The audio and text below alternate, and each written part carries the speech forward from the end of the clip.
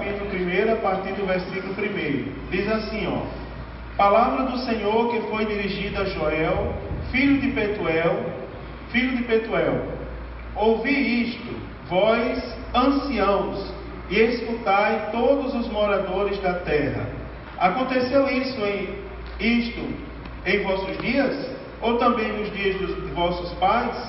Fazei sobre isso uma narração a vossos filhos e vossos filhos, a seus filhos e os filhos destes, a outra geração. O que ficou da lagarta o comeu o gafanhoto, e o que ficou do gafanhoto o comeu a locusta, e o que ficou da locusta o comeu o pulgão. Despertai, ébrios, e chorai, gemei todos os que bebeis vinho por causa do mosto, porque tirado é da vossa boca. Porque uma nação subiu sobre a minha terra, poderosa e sem número. Os seus dentes são dentes de leão, e tem queixadas de um leão velho. Fez da minha vide uma assolação, e tirou a casca da minha figueira, e despiu-a toda, e a lançou por terra. Os seus sarmentos se embranqueceram. Lamenta como a virgem que está cingida de pano de saco pelo marido da sua mocidade. Foi cortada a oferta de manjar e a libação da casa do Senhor. Os sacerdotes, servos do Senhor, estão entristecidos. O campo está assolado e a terra triste, porque o trigo está destruído, o mosto se secou, o óleo falta. Os lavradores se envergonham, os vinhateiros gemem sobre o trigo e sobre a cevada, porque a colheita do campo pereceu. A vide se secou, a figueira se murchou, a romeira também, e a palmeira e a macieira. Todas as árvores do campo se secaram, e a alegria se secou entre os filhos dos homens. Cingi-vos, lamentai-vos, sacerdotes, gemei, ministros do altar. Entrai e passai vestidos de panos de sacos durante a noite, ministros do meu Deus, porque a oferta de manjares e a libação cortadas foram da casa do vosso Deus.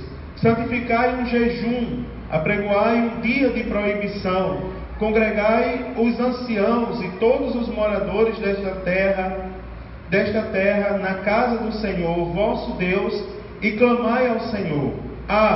Aquele dia, porque o dia do Senhor está perto, e virá como uma assolação do Todo-Poderoso.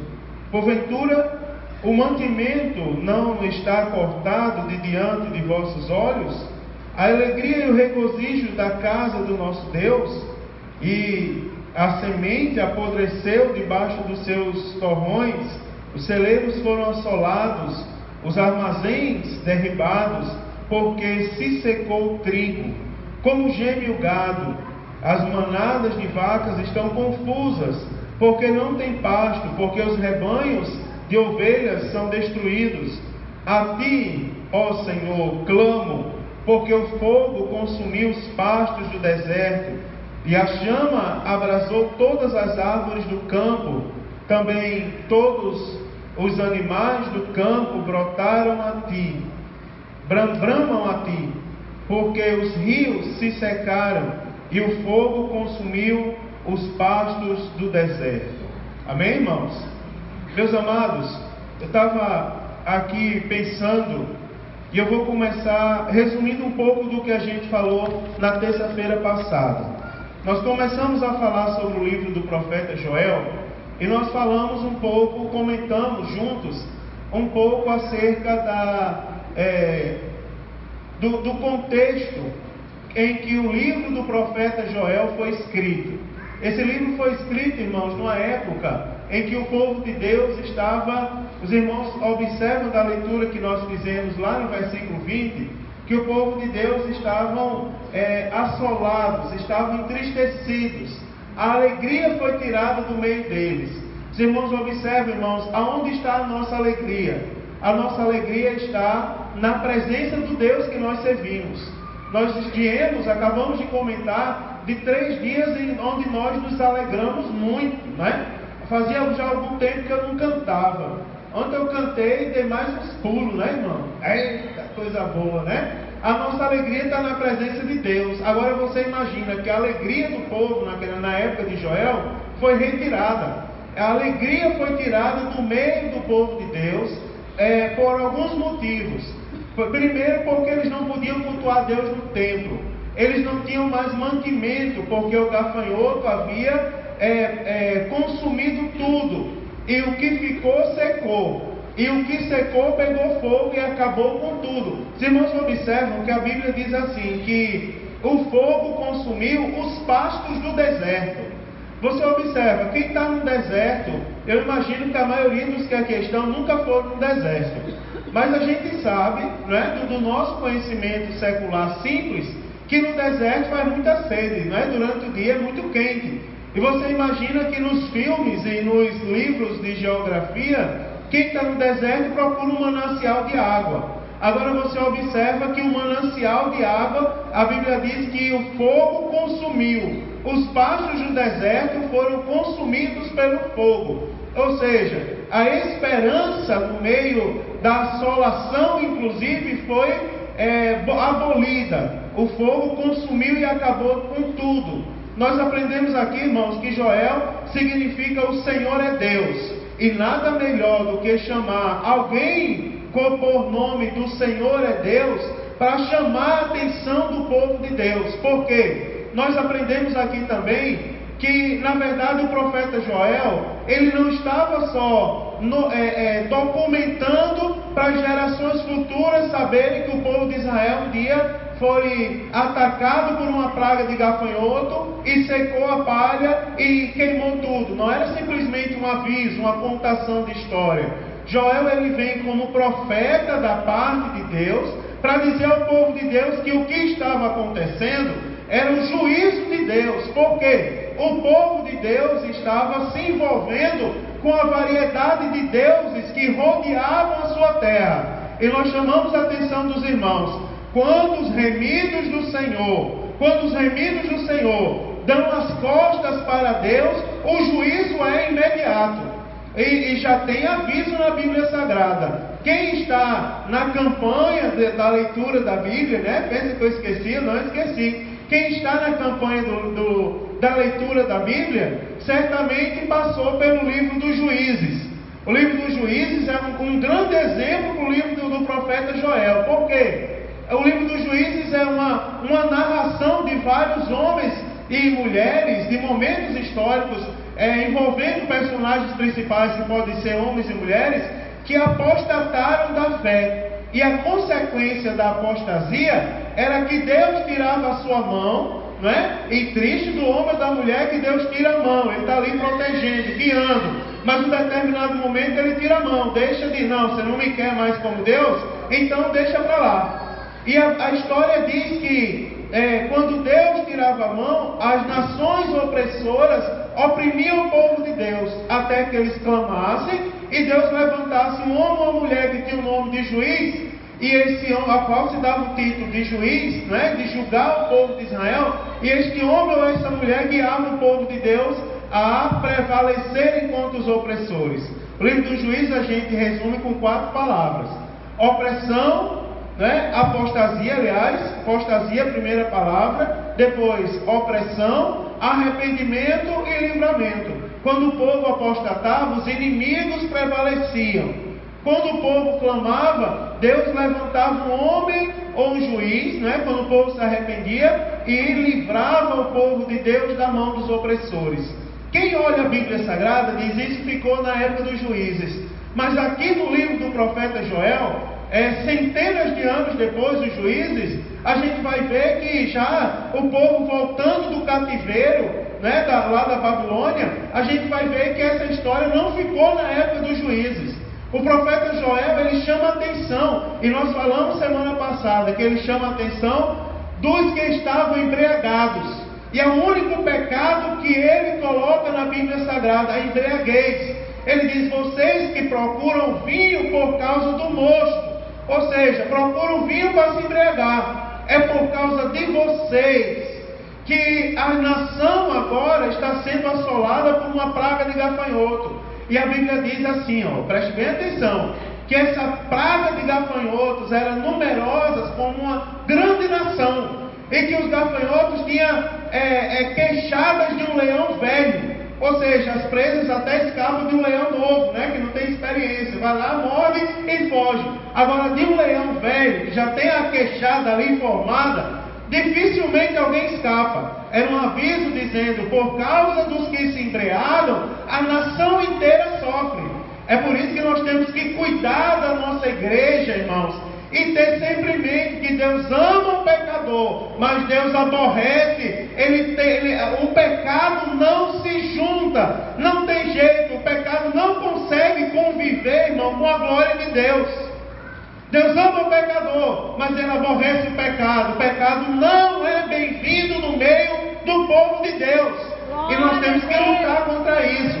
Nós também comentamos aqui, irmãos, que a embriaguez dos dias atuais não é só dada por vinho. Não, muitas pessoas estão brigando por causa da falta de conhecimento. Muitas pessoas estão pecando, muita gente está seguindo a Deus sem, irmãos, sem ter uma postura, sem ter um conhecimento, como por exemplo, se coloca diante da face do Senhor. Quer ver uma coisa? Eu vou falar da escola dominical de domingo. A escola dominical de domingo, da classe dos adultos, comparou o fariseu e o publicano, não foi? O fariseu, que era um seguidor da lei, um homem aparentemente fiel, que orava, radical, admirado pelo povo, entrou no templo para orar. E entrou um publicano, judeu que cobrava impostos, era injusto muitas vezes, era tido como um traidor da nação de Israel. No meio dos judeus, era um traíra. Mas a Bíblia diz, Jesus falando disso, o fariseu começou a orar: Senhor, muito obrigado, porque eu não sou como os outros homens, eu não sou como aquele publicano. Aí diz que o publicano orou e disse: Senhor, não é? E diz que ele se escondia, enquanto os judeus oravam de mão erguida e olhando para o céu. O publicano não podia erguer a cabeça para o céu, olhava para o chão, e no lugar de erguer a mão, ele batia no peito, se humilhando: Senhor, tem misericórdia de mim, que sou um pecador. Aí Jesus contando essa história, e nós falamos na escola dominical, foi, irmão Júlio? Nós falamos na escola dominical. Você imagina que estava todo mundo esperando, dizendo que Jesus dissesse: o fariseu, aquela é a oração que eu recebo. Ele disse: não. Fariseu, meu irmão, a oração dele não passa do teto da igreja, como diz o mais antigo. Aquele homem estava na presença de Deus, era um seguidor da lei, era um homem radical, seguia todos os critérios da lei, mas na hora do culto, ele não se dirigia a Deus de maneira adequada. Na hora do culto, no lugar dele se colocar como um servo, ele dizia, o autor da lição até brincou, que tem hora que parece que ele diz assim: ô Senhor, o Senhor está de parabéns por ter um servo igual a mim, tão correto, não é? Tão bonitão, assim, que não tem pecado, que sou superior aos publicanos, não é? Ou seja, ele se colocou lá em cima, mas ele se colocou mais alto que Deus. Enquanto o publicano, ele disse: Senhor, me perdoa, porque eu sou um pecador, eu preciso da tua misericórdia. E a lição chamou a atenção, irmão, para a atitude. Eu tenho um negócio que está aqui, para eu falar, mas não vou falar hoje. Não vou falar. Eu posso falar, o senhor vai me autorizar. Se eu sei que eu posso, eu falo. Olha, eu vou dizer. Teve uma coisa que me alegrou ontem no culto, irmão Júlio. Várias coisas, sabia, Gustavo? Me alegrou no culto ontem. Uma delas, ontem eu cantei. Fazia tempo que eu não cantava, meu irmão. Eu fico feliz quando, embora eu não saiba, eu fico com vergonha e penso que os irmãos estão rindo de mim. Mas ontem eu cantei, fiquei feliz. Ontem eu estava olhando, até falei com a Abimael hoje. Abimael tinha um grupo de adolescentes ali que não era da nossa igreja, e você vê o comportamento. Quando o próprio pregador foi se dirigir a eles, aí se dirigiu fazendo coisinha do mundo. Aqui para vocês, E para os nossos, sabe o que ele disse? Jesus está voltando. Aí nós, glória a Deus, ali onde ele estava. Não é, meu irmão, uma postura que agrada a Deus. Você está vendo a cabeça de minhoca qual é? Quer que alegrava aquele povo? Fazer coraçãozinho. Diga aí, Jéssica, eu aqui no culto, fazendo coraçãozinho para você. Daí a irmã Amada vai dizer, quando a gente chegar em casa, você vai me dar uma explicação. Trocando coraçãozinho com o pastor, que conversa é essa? Não é, Maicon? Não, irmão, na casa de Deus, nós não podemos viver como embriagado. Embriagado é aquele que faz as coisas sem saber o que está fazendo. A Bíblia diz que nós devemos prestar a Deus o nosso culto racional. É o culto do entendimento, é o culto que agrada a Deus, irmão. A gente tem que saber o que agrada a Deus. Sabe o que agrada a Deus? Santidade na nossa vida, santidade no altar, santidade nas nossas palavras, irmãos. Sinceridade no nosso coração. Daí sabe o que acontece? Deus derrama a glória, batiza no Espírito Santo. Daí o povo se admira, meu Deus, por que acontece isso tudo aqui? É porque aqui ainda tem palavra. Aqui a gente não anda como embriagado não, irmão. Aqui a gente sabe onde pisa e pisa, meu irmão, com vontade mesmo. Porque aqui tem palavra de Deus. Aí você observa, continua, não posso me empolgar muito, que eu estou feliz. Mas você observa, daí continua a palavra, vocês cuidado, vocês que andam embriagados, tem que fazer a coisa certa. Tem que fazer a coisa certa. Cuidado com as palavras, irmãos. Na hora de se dirigir a Deus. Eu vou falar, vocês vão me perdoar, meu irmão, Deus não é cara não, irmão. Cara é quem usa, é a margem da sociedade. Deus é Deus. É o Senhor da nossa vida. Deus, ninguém usa gíria para falar com Ele não, irmão. Usa pronome de tratamento sério, adequado para se dirigir a Ele. Tem gente, isso é embriaguez espiritual. Vocês não vão cair nessa não. O cara lá de cima vai mandar uma bênção para mim. Só se for o ladrão que estiver andando em cima dessa igreja, do telhado. É o cara lá de cima. Porque se for Deus que está acima das estrelas, chamando de cara, Ele não vai mandar nada para a gente, irmão. Ele vai permitir que a gente seja castigado pelos opressores. Você está entendendo o que é embriaguez diante de Deus? Você está entendendo o que é embriaguez? É agir como uma pessoa que não tem cabeça. Mas diante de Deus, irmão, a gente tem que levar Deus a sério. Joel estava chamando a atenção, chama Deus a sério. Aí ele diz assim, ó, agora começa, a gente vai começar a palavra de hoje agora.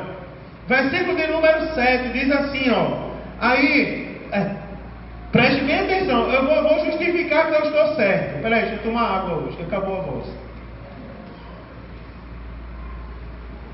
Vamos lá, olha aí o versículo de número 3. Vê se o que eu estou falando está certo, está na Bíblia. Diz assim, ó, você vê que é uma advertência. Despertai, ó ébrios, e chorai. Ou seja, o que é que os ébrios têm que fazer? Fiquem bons agora, da bebedice, e chorem, com consciência. Sabe por quê? Aí ele vai dizendo, gemei, todos os que bebem vinho por causa do mosto. Aí você vê agora, ó, você vê que tanto no final do versículo 5, como no início do versículo 6, vai ter um porquê junto e sem acento. Diga aí, João, você que estuda, porquê junto e sem acento é o quê? É uma resposta. Muito bem, aprendeu bem. É uma resposta. É como se ele tivesse assim, sabe por que os ébrios têm que despertar? E os que se embriagam com vinho por causa do mosto? Aí ele dá a resposta, porque tirado é da vossa boca. Aí o versículo 6 começa com a mesma expressão, com porquê junto sem acento. É outra explicação. Porque uma nação subiu sobre a terra, poderosa e sem número. Os seus dentes são dentes de leão, e tem queixadas de um leão velho. E a partir de agora ele vai explicar por que os ébrios devem despertar. Por causa deles subiu uma nação de predadores agora. Irmãos, olhem para mim agora. Vocês concordam comigo que quem vive em pecado, às vezes morre no pecado e não sente dor por causa do pecado? Está tão cego do pecado que chora e não vê o motivo do pecado. É o caso aqui de quem está se embriagando com o vinho. Joel está dizendo, despertem. Porque despertem, acordem da bebedice, acordem. Ele está chamando, irmão, é como se ele estivesse pegando alguém, sacudindo assim. Desperte você da sua embriaguez. Porque sabe o que está acontecendo? O que está acontecendo é juízo de Deus e você não está conseguindo enxergar isso. Se levanta uma nação forte para acabar com tudo. E você vai vendo que ele começa a dar agora as explicações. Olha, sabe o que vocês têm que fazer? Ele está falando à nação de Israel. Vocês que eu digo não são vocês. Tá certo? Ninguém fique triste. Não são vocês. É Joel falando. Sabe o que vocês têm que fazer? Lamentem como a virgem que está cingida de pano de saco por causa do marido da sua mocidade. Sabe o que é isso? A moça se preparou para casar. A moça estava se preparando para o marido na sua mocidade. Não eram casados ainda e o marido morreu. E o costume dizia, o pano de saco era sinal de humilhação, não é assim? E ele estava ali, ele diz, olha, vocês têm que se lamentar como a virgem que perdeu o marido. Eu vou falar em outras palavras, na linguagem de hoje. Perdeu o marido que ela não chegou a casar. Com a mesma dor na alma, você deve se lamentar por causa do pecado. Senhor, eu sei o que é certo. Quando você for orar, você vai dizer assim, eu sei o que é certo. Eu sei o que é certo. Vocês concordam? Todo mundo aqui sabe o que tem que fazer de certo. Mas às vezes a gente faz alguma coisa errada, irmão. Não é? Às vezes a gente faz alguma coisa errada. Uma vez um irmão chegou para mim, pastor, me socorra. Me socorra, estou passando um momento financeiramente terrível. Eu disse assim, ó irmão, eu vou lhe ajudar no que eu puder lhe ajudar. Não foi um irmão dessa igreja. Eu vou lhe ajudar, mas se fosse, eu ajudaria do mesmo jeito. Mas o que aconteceu? Aí o irmão disse, pastor, eu fiz uma compra tão grande que eu não pude pagar. Eu sabia que eu não podia pagar. E agora que veio a conta, eu estou desesperado. Porque eu não sei o que eu vou fazer. Sabe o que a Bíblia diz? Ela diz assim, de que se queixa o homem? Senão dos seus, quem comprou sem poder pagar foi Deus? Fomos nós. Aí a gente sofre as consequências do erro.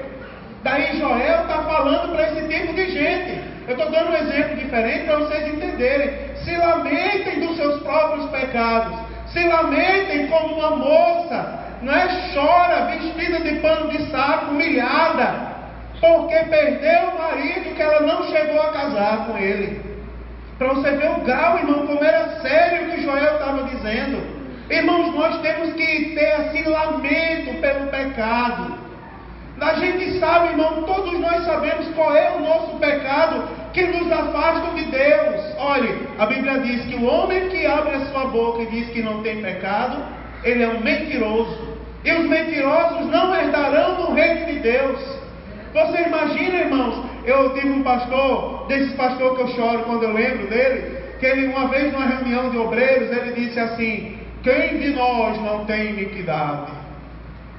Nunca esqueci dele falando aquilo. Quem de nós não tem iniquidade? Agora, nós precisamos saber que nós precisamos nos arrepender das nossas iniquidades.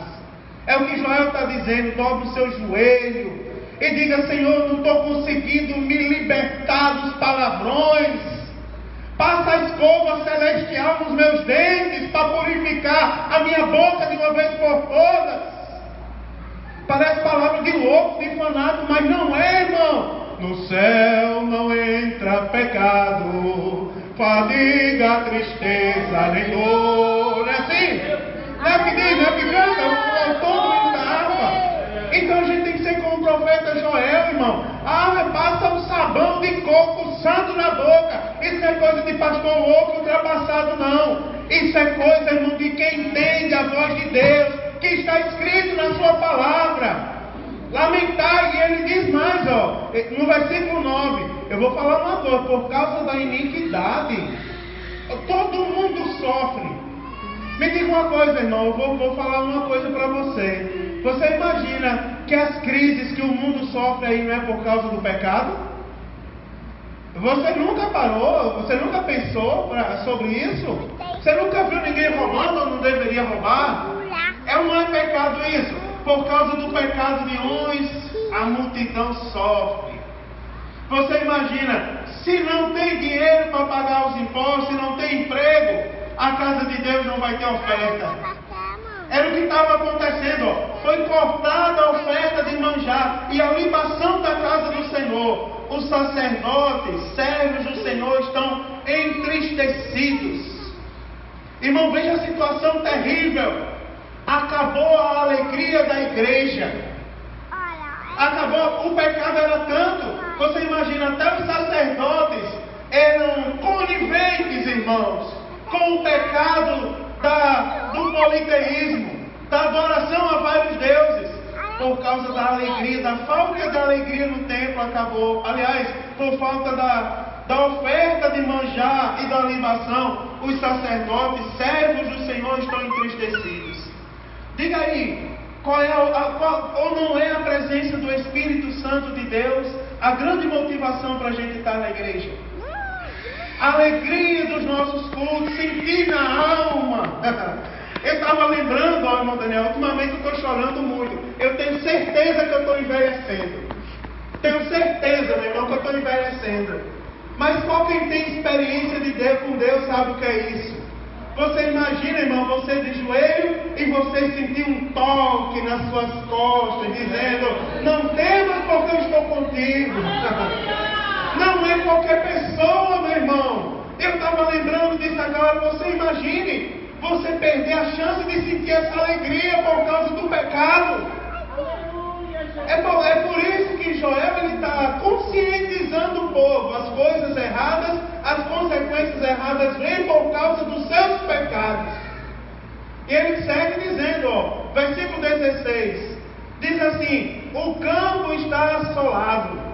Preste bem atenção, o campo está assolado e a terra está triste. Olha as palavras.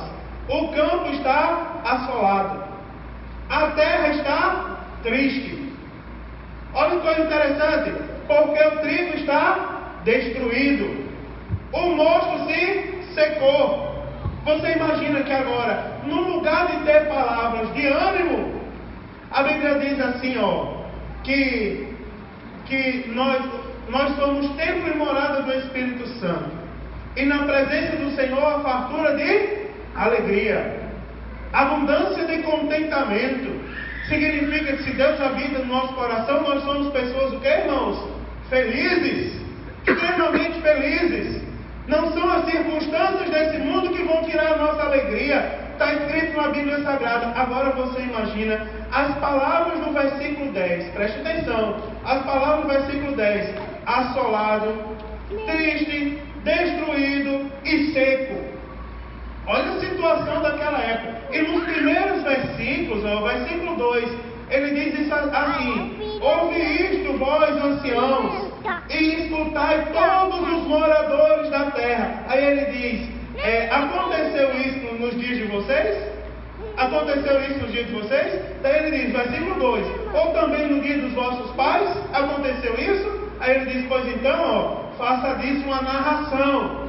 Faça disso uma narração aos vossos filhos, e seus filhos, e os filhos destes, a outra geração. Ou seja, faça uma narração para todo mundo, porque a Bíblia é atual. O mesmo Deus daquela época que se entristeceu, irmão, com o politeísmo, com a mistura dentro da sua casa, é o Deus que nós servimos hoje, que também se entristece se nós não vigiarmos e não mantermos um clima, um ambiente de santidade e de pureza, meu irmão. Aí ele vai permitir praga de gafanhoto. Muitos lugares já abriram as portas, mas fecharam. Por quê, meu irmão? Porque são pessoas que vão atrás de movimento, vão atrás de se requebrar, vão atrás de falta de compromisso. Eu estou cansado de chegar em lugares para pregar e ouvir pessoas dizendo assim: aqui não tem mais rol de membro, aqui não tem mais esse negócio de gravata, aqui agora é todo mundo da modernidade. Mas começa o culto, acaba o culto, as pessoas dançam lambada, lutam MMA no culto, batem lata, tem jogo de luz, tem tudo que o mundo quer, mas não tem a glória de Deus que tem nessa igreja. Quem já tem um pastor quadrado, que usa terno e gravata, que não admite trocar o púlpito por uma lata, que não admite jogo de luz e que prega todo dia santidade ao Senhor, santidade, arrependimento, meu irmão. Isso é o que aproxima a gente de Deus. Deus não mudou, Ele é o mesmo. Lá na Lia, agora no Estreito de Março, tem um doido, que chame de doido. Quando eu era pequeno, quando eu era criança, irmã França conheceu. Thaísa não conheceu não, porque ela morava na Zona Norte de Natal. Eu morava na Zona Sul. E no centro, aliás, eu estudava num bairro chamado Bairro da Ribeira. É o centro histórico de Natal. Tinha uma escola, colégio salesiano, eu estudava lá. E às vezes eu fugia da escola, porque vizinho à igreja católica do bairro tinha um negócio feito de pau velho assim, meu Samuel. Era um monte de pau velho assim, uma lata em cima. E quando era 9 horas da manhã, subia um mendigo em cima, com a roupa rasgada, as calças rasgadas, mas com um blazer e uma gravata no sol quente, e pegava a Bíblia e começava a pregar: Jesus está voltando, Jesus está voltando. Né? No meio ali da Tavares de Lira, na Ribeira, famosa, chamavam ele o ministro do Evangelho, né? Só me disse o dia que tinha visto ele pregar. Eu fugia da escola e me sentava na praça e achava a coisa mais bonita o ministro do Evangelho levantando a Bíblia e dizendo: se arrependam, porque Jesus vai voltar. Aí eu ficava em pé na praça, mas Milton sabe dessa história, mas ele faz do mesmo jeito. Eu ficava em pé na praça sozinho, fazia aleluia, pequenininho, glória a Deus. E tinha hora que eu rodava e dizia: isso mesmo. Aí eu dizia ao meu pai lá que eu tinha fugido da escola para ouvir o ministro do Evangelho. Porque o Evangelho ainda é loucura para o mundo, mas para o povo de Deus é poder de Deus para a salvação de todo aquele que nele crê, meu irmão. E não pode, vai continuar sendo assim. Veja que coisa bonita, irmão, eu ouvir a palavra de Deus. Né, meu Deus? Coisa maravilhosa, meu irmão. Deixa eu tentar, senão eu vou me empolgando.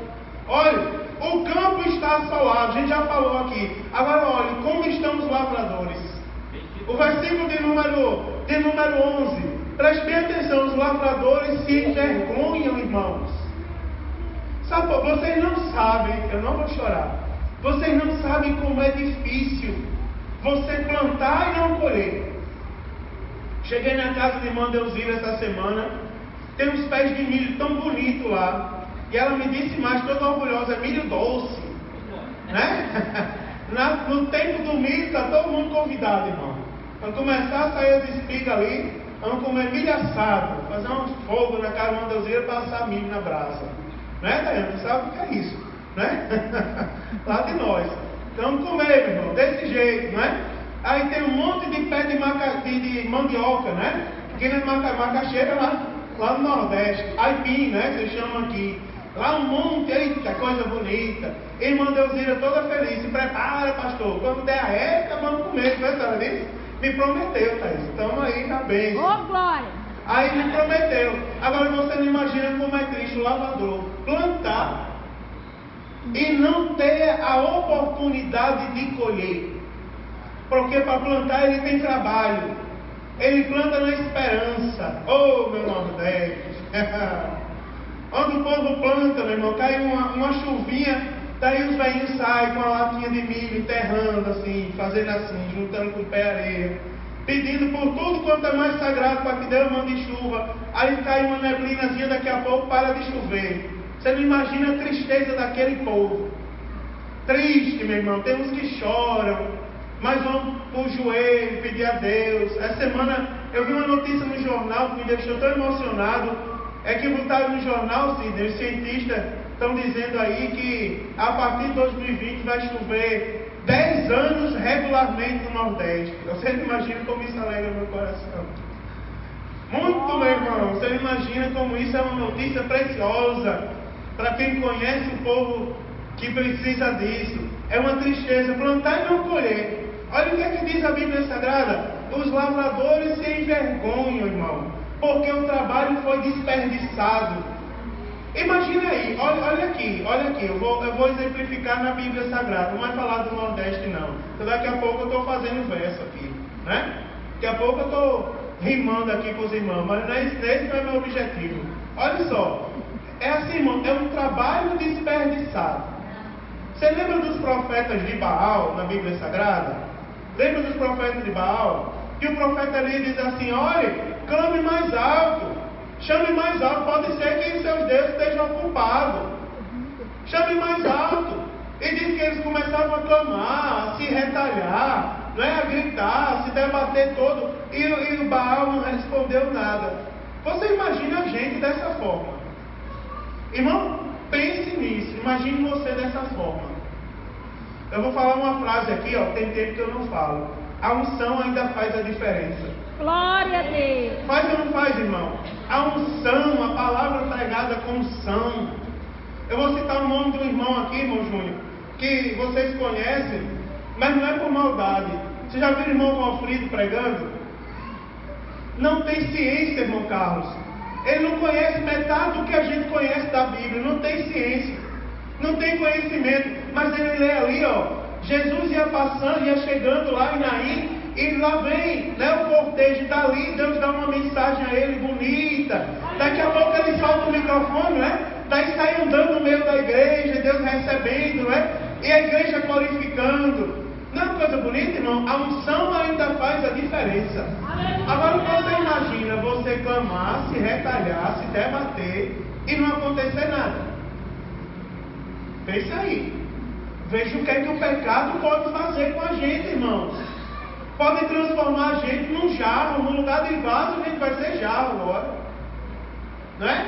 Tem uma diferença, não é verdade, irmão? Tem uma diferença de vaso e de jarro. Vocês vão pensando aí para vocês pregarem nisso depois. O vaso e o jarro. Olha que mensagem. O vaso e o jarro, para pregar no culto ao ar livre. Você é vaso ou é jarro? Né? Porque o vaso tem um valor. Ele tem, né, a sua... É tanto que a Bíblia não fala de jarro. A Bíblia diz que nós somos vaso na mão do oleiro. Nós temos utilidade. Nós não podemos estar ali só de enfeite, não, irmão. Nós temos que estar cheios do azeite do Espírito Santo. Mas Joel faz uma advertência. Ele diz assim: os lavradores se envergonham, os vinhateiros gemem sobre o trigo e sobre a cevada. Aí diz, ó, a explicação no final do versículo. Sabe por quê? Porque a colheita do campo pereceu. Não é terrível? A colheita pereceu. O Salmo... Me ajuda aí, Thaisa. O salmista diz assim: que os que semeiam em lágrima cegarão com alegria. O que leva a preciosa semente, aí ele diz, andando e chorando, voltará sem dúvida, trazendo consigo os seus molhos. Aliás, voltará sem dúvida com alegria, trazendo consigo os seus molhos. Né, irmão? Voltará com alegria. Agora você imagina, acabou a alegria.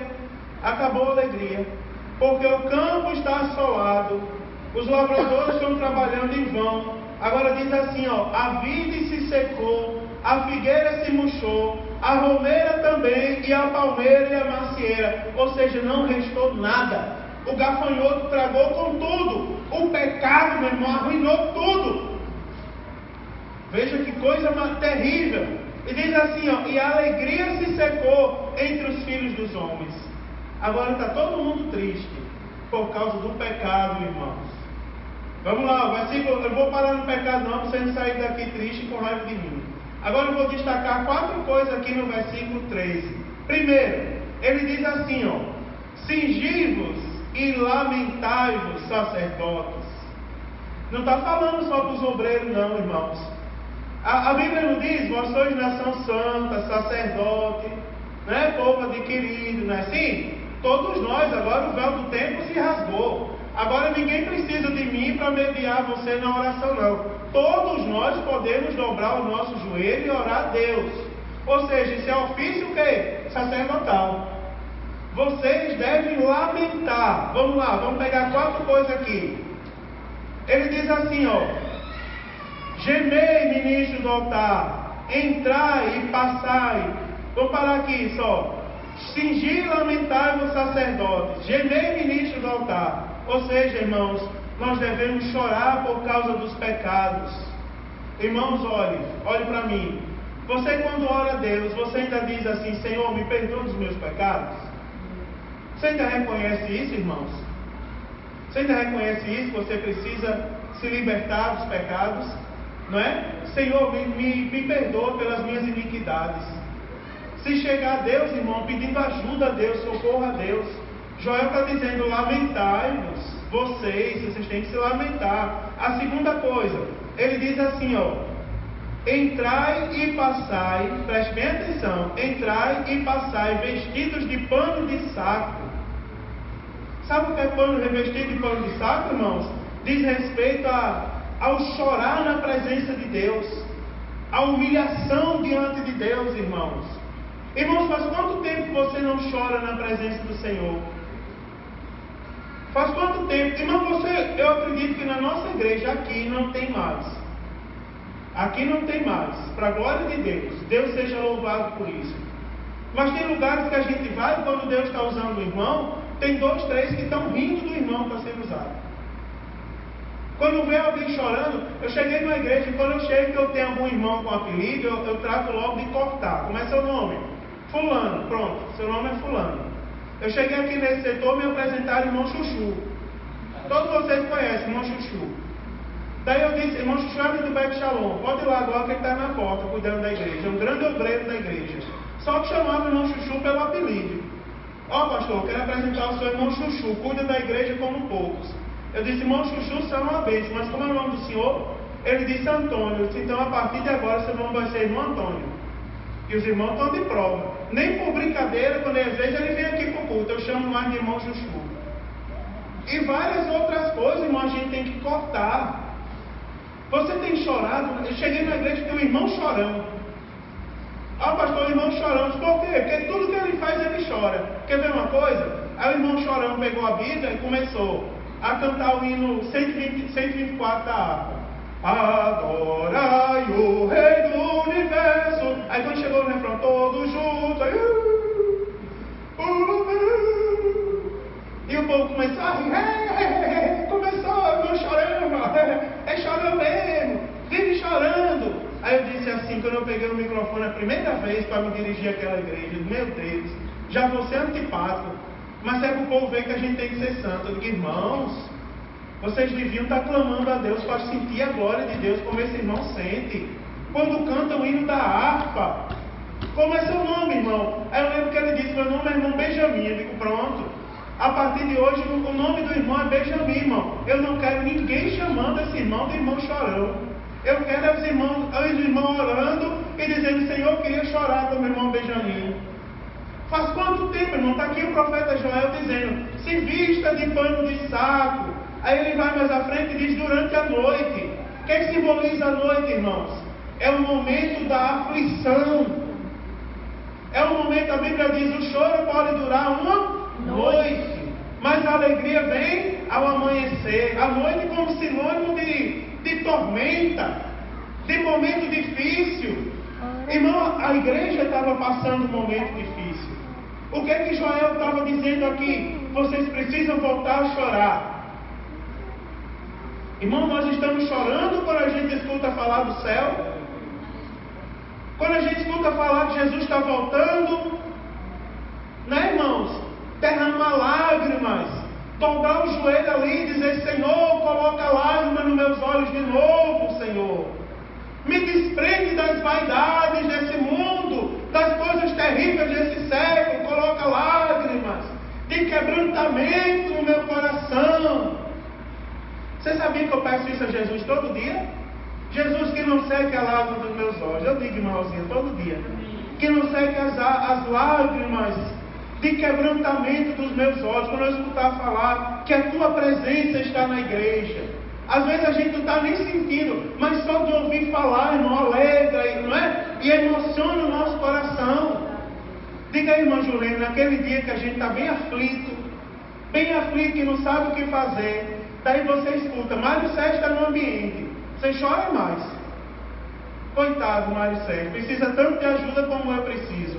Agora, quando diz que Jesus está no recinto, olha que coisa maravilhosa, não é? Daí a gente alegra, olha, irmão, nesse lugar, ó, tem vários irmãos, mas quer ver uma coisa que me alegra? É a presença sacrossanta, meu irmão, do nosso Deus, do Deus que nós servimos, não é? Lágrimas de quebrantamento. Aí ele diz, ó, durante a noite, diz mais, e eu vou dizer, chorar com consciência.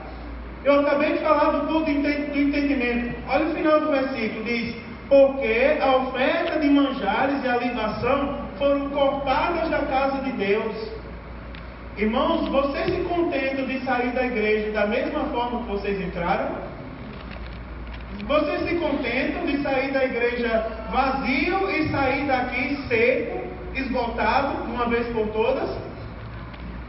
Não podemos nos contentar com isso.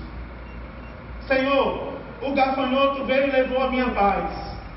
O gafanhoto veio e entristeceu o meu casamento. O gafanhoto veio e tirou a alegria que antes eu sentia quando eu estava na tua presença. Senhor, me faz chorar de novo. Peça a Deus, irmão, para ser renovado. Peça a Deus para falar línguas estranhas. Nós precisamos disso, irmão, de coisas do céu na nossa vida. A gente pede muito carro, né? Muito DVD novo, a gente pede muita coisa, carro, joia, tem gente que pede, Senhor, me dá a Mega Sena, está acumulado não sei quantos milhões, e esquece de pedir a paz do Espírito Santo no coração. Esquece de pedir a Deus o dom do discernimento, porque a gente está rodeado, irmãos, de leão revestido de ovelha. A gente está rodeado de pessoas que a gente pensa que é gente boa, mas na verdade está ali com más intenções. Nós precisamos de discernimento nos dias que nós estamos vivendo. Discernir entre o bem e o mal, entre as coisas que são de Deus e as coisas que não são. Lágrimas de quebrantamento, irmão. Agora eu vou dizer uma coisa a você, não é só você não. Eu vou falar de dois elementos aqui que são fundamentais na nossa vida. Bem rápido eu vou falar porque você já sabe. Primeiro, versículo 14, diz assim, santificai um jejum. Faz quanto tempo você não faz um jejum, irmão? Santificai um jejum, apregoai um dia de proibição. Faz quanto tempo você não faz um jejum? Faz quantos anos que você não se consagra, não decreta um dia de proibição na sua vida, para se purificar para Deus? Sexta-feira é o dia de jejum da nossa igreja, é o dia oficial do jejum. Os irmãos estão brincando com isso, eu não digo vocês, mas tem muita gente brincando com isso. Irmãos, eu estava assistindo um filme com o Mário Nilton essa semana, e tinha um homem que tinha superpoderes. Aí aquele homem que tinha superpoderes, estava lá o policial no carro, andando com o homem, e o vilão que tinha superpoderes, e estava chovendo no carro. Daí daqui a pouco o vilão que tinha, o homem olhou para trás, era o vilão que tinha superpoderes, que estava fazendo a nuvem vir só em cima do carro. Tu lembra, Mário, dessa cena? Era o vilão que estava fazendo chover e mandando raio em cima do carro do homem. Agora, vocês são testemunha de crentes da nossa igreja que oraram e choveu em todo canto, menos no canto onde eles estavam. E tem mais, foi testemunhado aqui. Está aqui, seu pai de saudosa memória. Eu estava contando uma história de uma irmã lá de Natal, que orou e choveu em todo canto, menos no lugar onde ela estava com os filhos. Ia para o círculo de oração, não era? Ia para o círculo de oração com os filhos. Para não se molhar, choveu em todo canto, menos no canto que ela estava. Daí eu nunca esqueço aquilo ali, irmão. E essas coisas de fé, essas coisas boas que edificam a nossa alma, nós não podemos esquecer. É isso que os mais antigos deixam para a gente como exemplo. Se aproximar de Deus para Deus continuar operando maravilhas. Ele disse, ele veio aqui, me pediu para contar um testemunho, subiu aqui e disse, desse jeito, para edificar a fé de vocês. Eu fui fazer um exame, não lembro bem, no hospital, esqueci meu guarda-chuva, começou a chover, eu pedi a Jesus e subi aquela rampa até a entrada do hospital e choveu em todo canto. Menos em cima de mim chovia. Ele não disse isso? Como se tivesse um guarda-chuva em cima dele. Irmãos, santificai um jejum a Deus. Deus vai fazer maravilhas na sua vida, irmão. Para vocês, jejum ficou no passado? Eu sei que a resposta de vocês vai ser não. Porque aqui ainda tem crente, assembleano, né, irmão? Que crê nos mistérios de Deus. Nem da Assembleia de Deus o povo quer ser mais hoje em dia. Né? Placa de igreja não leva para o céu. Não leva não, mas mostra o caminho da verdade. Mostra a direção da justiça. Porque tem um lugar aí que não mostra mais. Santificai um jejum. Eu disse que ia ser rápido. Aí diz assim, congregai. Lembra que ele falou assim? Os anciãos e os moradores da terra têm que falar isso para todas as gerações. Daí agora ele cita de novo os anciãos e os moradores. No versículo 14 ele diz: congregai os anciãos e todos os moradores da terra. Olha que coisa bonita, irmão. Aonde? Diga aí a mim. Congregai anciãos, olha na sua Bíblia, e todos os moradores da terra. Aonde, irmão? Diga aí mais alto. Aonde? Na casa do Senhor. Eita, Jesus, na casa do... Olha o que o profeta do Antigo Testamento está dizendo. Santificai o jejum e se congreguem todos vocês e anciãos e moradores da terra. Aonde, irmão? Na casa do Senhor. E não acaba aqui a ordenança, vosso Deus, que diz assim, ó: e clamai ao Senhor. Ou seja, o que é que nós viemos fazer na igreja? Está aqui escrito nesse versículo, vocês entenderam? Fazer jejum, meu irmão, se consagrar a Deus, se santificar, clamar ao Senhor dos exércitos. Ah, tem dia que o pastor está chato demais. Tem dia que ele está terrível, não sei como Thaís aguenta. Né? Talvez alguém diga isso. Tem dia que eu não sei como Thaís aguenta esse homem dentro de casa. Porque tem dia que ele chega na igreja e diz: tem crente que se ajoelha para orar e fica mexendo no celular. Agora no pré-congresso dos adolescentes aconteceu uma coisa interessante, irmão Samuel, que o senhor não viu, com certeza. Eu fui apagar os refletores ali, do cantinho que o senhor se deitou para dar aula na escola dominical, ali embaixo. Estou brincando, ele estava com dor, irmão, cálculo renal, uma dor terrível. Depois ele vai contar o testemunho, né? Daí eu fui apagar os refletores ali. Quando eu levantei a cortina, irmão Joel, mas eu não acredito que tem embaixo da cortina um monte de Bíblia. Aí eu saí levantando a cortina, umas Bíblias zona maior que a minha, tudo escondido embaixo da cortina. Aí eu deixei, né? Eu não vou mexer não, vou deixar isso aí. Pode ser mistério da mulher que fez a decoração. No outro dia eu fiquei um pouquinho ali na recepção olhando. As pessoas chegavam, iam lá debaixo da cortina, pegavam a Bíblia, para trazer para o culto. Tudo bem, irmão, uma atitude nobre. Mas esse povo está lendo a Bíblia em casa? Esse povo está fazendo um plano anual de leitura da Bíblia? Aí tem dia que o pastor fala: irmão, não quero ninguém de joelho mexendo no celular não, eu quero orando, clamando a Deus. Não quero ninguém conversando. Aí diz assim: o pastor está bravo hoje. Então, o pastor hoje está doido, segura ele, Thaísa. Porque ele hoje, né, pega ele em casa, mete a cinta. Porque ele hoje está difícil demais. Não, irmão, está aqui o profeta Joel dizendo: santificai em jejum, apregoai um dia de proibição, congregai anciãos e todos os moradores dessa terra, na casa do Senhor vosso Deus. E diz mais assim, ó: e clamai ao Senhor. Clamar, irmão. Aproveite os momentos que você está no culto. Irmão, não tem momento que a gente manda ficar de pé e adorar a Deus? É um momento extremamente necessário no culto. Porque às vezes a gente não tem tempo de adorar a Deus. Aí Deus reservou a casa dele para a gente vir, ó, fechar os olhos. É a hora que os músicos cantam, não é? É a hora que os músicos tocam ali os instrumentos e a gente adora a Deus. Senhor, eis-me aqui, não é? Me reveste da tua glória. A gente passa a semana sem tempo de fazer isso. Bota a mão para o céu, irmão. Jesus, derrama sobre mim, não é? O teu Espírito Santo, a cachoeira do alto, Senhor. Não é, irmão? É isso que a gente deve fazer na casa de Deus. Está na Bíblia Sagrada isso aqui. O profeta Joel já está falando. Agora eu vou terminar. Porque ele diz assim, ó, ele chama a atenção para os últimos dias. A mensagem para aquela época, por causa do politeísmo, veja como é uma mensagem atual. Porque ele diz assim: ah, aquele dia. Olha o que ele diz no versículo 15. Acompanhe na sua Bíblia. Ah, tem uma exclamação. Ah, lembrei, aquele dia. Sabe por quê? Aí ele diz assim: porque o dia do Senhor está perto, e virá, irmão, como uma assolação do Todo-Poderoso.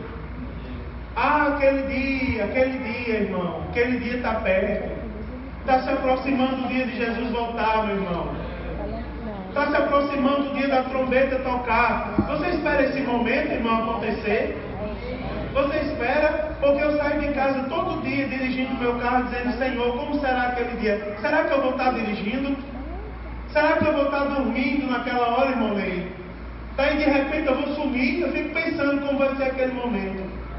Será, irmão, que eu vou estar lá no templo central resolvendo algum problema no computador de alguém? Ou lá no discipulado atendendo alguém que chega ali, algum novo convertido? Aí de repente eu vou sumir, pá! Aquele dia virá, irmão, vai ser uma assolação. Porque tem gente que não está ouvindo uma palavra como essa e não está preparado para aquele grande dia. Mas Deus está falando, irmão, por meio da palavra. Clame ao Senhor, meu irmão. Faça jejum, se purifique. Irmão, você tem desejo de ter uma experiência com Deus? Quem tem o desejo de ter uma experiência com Deus, faça assim. Quem tem vontade de ver um anjo, não é? Como dizem na igreja às vezes, a gente vê um anjo, não é? Ter uma visão assim do homem de branco, saindo daqui como uma criança teve, não é? Indo lá para os jovens, falar com os jovens. Quem de nós não tem esse desejo? Agora está aqui a receita na Bíblia Sagrada. Você tem desejo? Apregoe o jejum, se santifique, clame na casa do Senhor teu Deus. Clame, meu irmão, porque essas coisas, enquanto Jesus não voltar, vão se acabar. Agora, quer ver? Eu vou terminar o capítulo 1, que ele diz assim: porventura o mantimento não está cortado diante dos vossos olhos? A alegria e o regozijo na casa do vosso Deus também não estão cortadas? Olha só, versículo 17. A semente apodreceu debaixo dos seus torrões.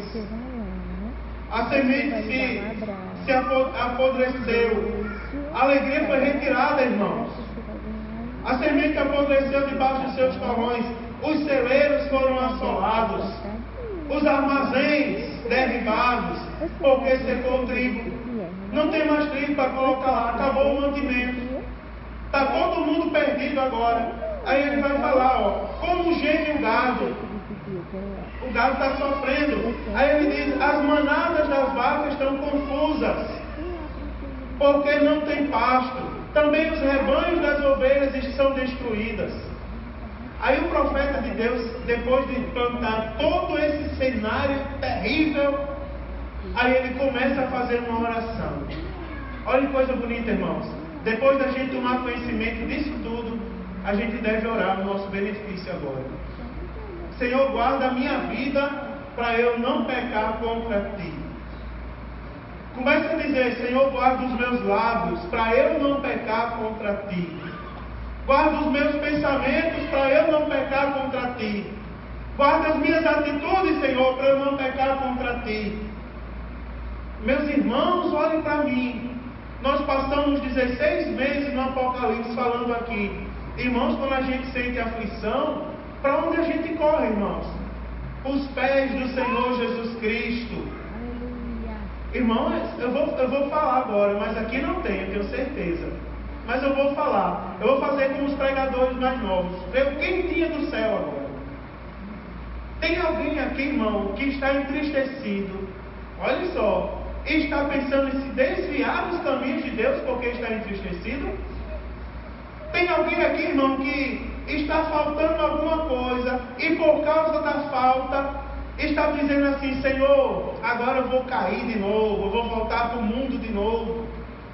Olha a atitude do profeta, como ela nos ensina.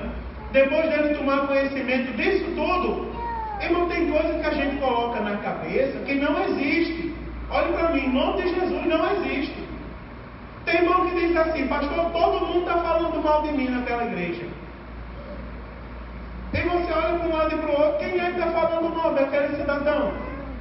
Eu digo: não está, irmão, o centro das atenções da igreja não é você, é Jesus Cristo. Está todo mundo me reprovando, pastor, olhando para minha roupa e me reprovando. Quem? Me traga aqui, quem é que está lhe reprovando? Que eu quero disciplinar. Ninguém, meu irmão, está reprovando, mas o povo bota isso na cabeça. Em nome de Jesus, meu irmão, tire isso da sua cabeça hoje. Porque a Bíblia diz que quando o profeta toma conhecimento disso tudo, talvez várias pessoas se encaixarem no que eu falei. Aí diga assim: não, já sei o que está acontecendo, Senhor, a culpa é minha. Eu estou sofrendo por causa do meu pecado. O gafanhoto veio e acabou com tudo. Aí a Bíblia diz que o profeta, depois de falar dessas coisas, ele diz bem assim, ó: a ti, ó Senhor, clamo, porque o fogo consumiu os pastos do deserto, e a chama abrasou todas as árvores do campo. Você observa, ó, o que é que o profeta faz? Porque primeiro veio o gafanhoto, depois secou as plantações, não teve mais trigo, os armazéns foram derrubados. Agora veio o fogo e acabou com tudo. Mas qual foi a atitude do profeta? A ti, Senhor, eu clamo. A ti, Senhor, te busco. Irmão, sabe qual é o segredo? Venha para o culto matutino, meu irmão, amanhã, 5 horas da manhã, dobrar o seu joelho e clamar pelo sangue de Jesus. Se você não tiver força de orar em casa, vem aqui para a igreja 5 horas da manhã. Porque tem uma irmãzinha ali, ó, ajoelhada ali no cantinho, que é uma labaredazinha de Jeová. Fala e ora e o fogo pega. Tem outro que ora daquele lado, tem outro que ora desse lado. Se você não tem força, você vem para a casa de Deus. Porque mesmo que você não tenha força, alguém vai orar por você. Você vai ouvir oração, palavras de clamor a Deus. E você vai se reerguer em nome de Jesus. O seu coração não é lugar de gafanhoto. Você é templo de Deus e morada do Espírito Santo, Senhor. O profeta clamou. E ele diz assim, ó. Quer ver um exemplo para a gente? A Bíblia diz que se a gente calar, irmão, até as pedras vão clamar. Quer ver uma coisa? O que é que a Bíblia diz? Ó, também não foi só o profeta que clamou, não. Os animais do campo também bramam a ti, porque os rios secaram e o fogo consumiu os pastos do deserto. Veja que coisa terrível, irmão. Até os animais do campo acharam o caminho de clamar a Deus. E por que a gente que é crente não acha esse caminho? Ficou para trás, irmão, as campanhas de oração? Ficou para trás as palavras de clamor? Em nome de Jesus, há poder, irmão, nas palavras que nós proferimos, quando nós proferimos para a glória de Deus. Em nome de Jesus, eu vou dizer uma coisa para você: a tristeza vai sair, a falta de vontade vai sair, a falta, meu irmão, a ausência de sentir a presença do Espírito Santo vai sair, e você vai sentir desejo de orar novamente, de ser cheio do Espírito Santo de Deus, de ser cheio da glória de Deus, irmãos, e Deus vai ser glorificado na sua vida. Amém, queridos? Fique de pé comigo, vamos orar agora em nome de Jesus. Em nome de Jesus, Jesus está tirando praga de gafanhotos essa noite. Glória a Deus. Em nome de Jesus, a assolação vai bater em retirada, irmão. A assolação que eu estou dizendo não é o sol na sua cabeça, não. É a perturbação, é a falta de recurso. Irmãos, é o gafanhoto levando o que Deus lhe deu. É o devorador roubando, meu irmão, o que Deus colocou na sua mão. É a falta de temor tomando o lugar da glória de Deus na sua casa. Em nome de Jesus, você vai voltar a sentir a presença de Deus a partir de hoje. Em nome de Jesus, vamos orar.